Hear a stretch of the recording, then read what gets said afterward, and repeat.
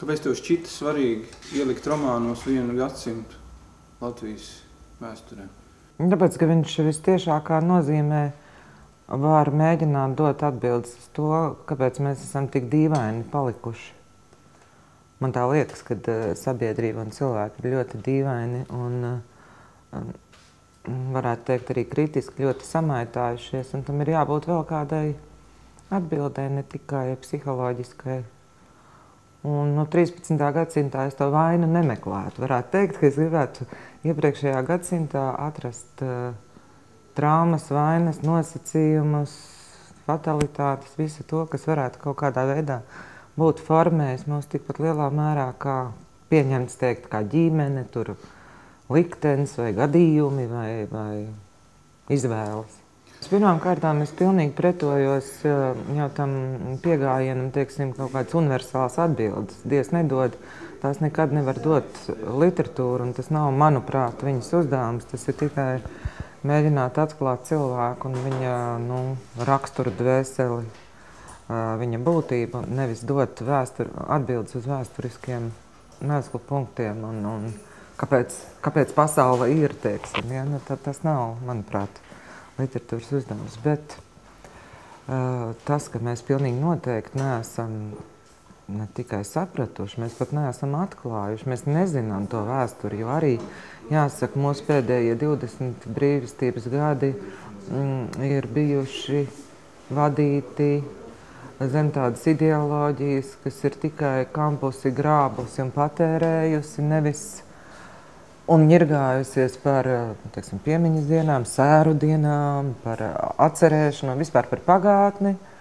Un vislabprātāk, man liekas, tam būtu paticis, ka vispār nav nekāda liecinieka, kas jau ko varētu teikt. Tā kā es kaut kur lasīju, ja jau nebūtu liecinieka, nevienā karā nebūtu pat upura. Un tāpēc, man liekas, mēs esam tikai ceļa pašā sākumā, ka tagad, varbūt pateicoties neprognozējamiem, bet tagad notikušiem ģeopolitiskajiem draudiem, beidzot cilvēkiem ir arī pieklāvēts, ka tomēr tā neapzināšanās, kas tu esi, tevi ļoti ir novājinājusi.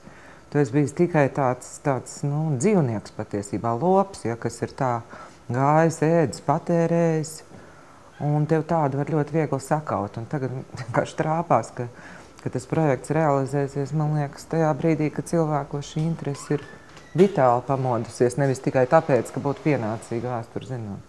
Nevajag ar to lineāli nākt virsū, ka tie ir vēsturiskie romāni, jo mēs nezinām, bet mums ir tikai priekšstats par 19. gadsimta vēsturiskiem romāniem, un tā lāgā nav skaidrs, kas zem tā būtu saprotams. Ja? Un ar to es arī iedrošināju visus autors, kas piekrita, ka tas nav karš un miers, tas ir jebkas tikai noteiktā vēstures. Tas notiek konkrētā vēsturiskā laikā.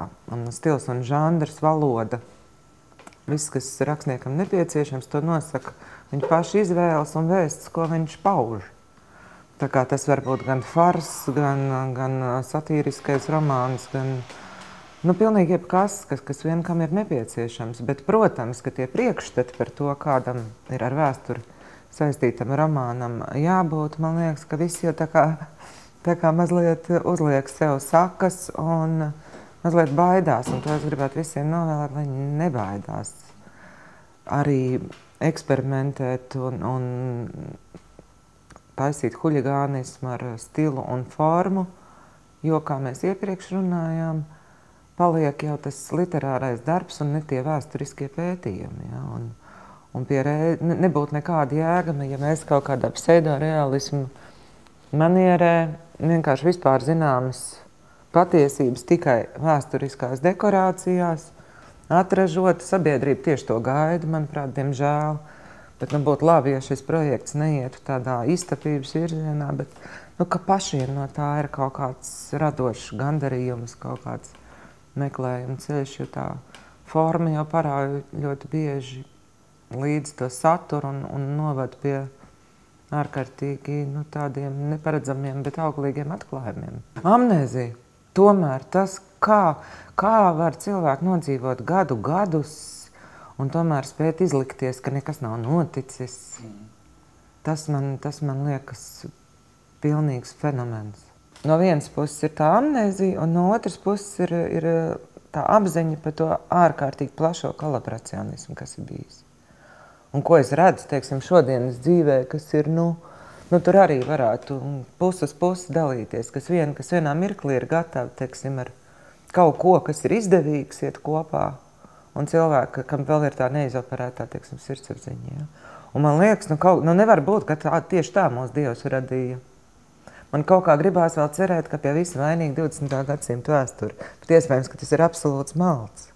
Man liekas, tur ir tūkstošiem jautājumu, ko gribētu prasīt tai vēsturē. Vai tā bija viņa, ja tie bijām mēs, un katrs individuāli, ja visi kopā, kādā proporcijā. Tā tad visa vēstures gaita ir katra konkrēta individa arī personīgā vaina. Ja? Jo redz, kad mēs runājam par vēsturi, mēs bieži esam pieraduši domāt, ka cilvēki, kas tajā brīdī tur darbojās, ka viņiem tā kā tādā lugā visiem bija skaidrs kaut kāds mērķis. Šobrīd ir 5. gads, mēs vēl par valsti īsti nedomājam, bet mēs uz to virzamies. Bet patiesībā jau katrs rīkojas kaut kādu savu tā brīža, kā tu saki, iespējams tas ir cilvēku pašaizsardzības mehānisms, izdzīvošanas kāre, ja? Viņš ar kaut ko samierinās, kaut kam pakļaujās, sirdsapziņu pieklusina un rīkojās, izdara savas izvēles. Katrs pats par sevi vai savas ģimenes ietvaros.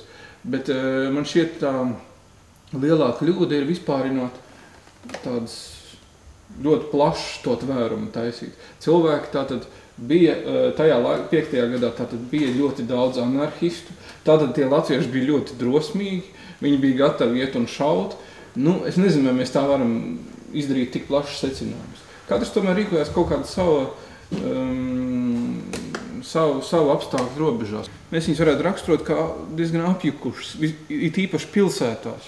Viņi ir mūžīgi apjukuši. Tā kā dabūja neatkarību, viņi atkal apjuku. Jā, varbūt. Kā lai tur neizdara secinājumus? Mūžīgi apjukuši cilvēki. Nepamodušies, visu laiku viņiem ir jāatmostās.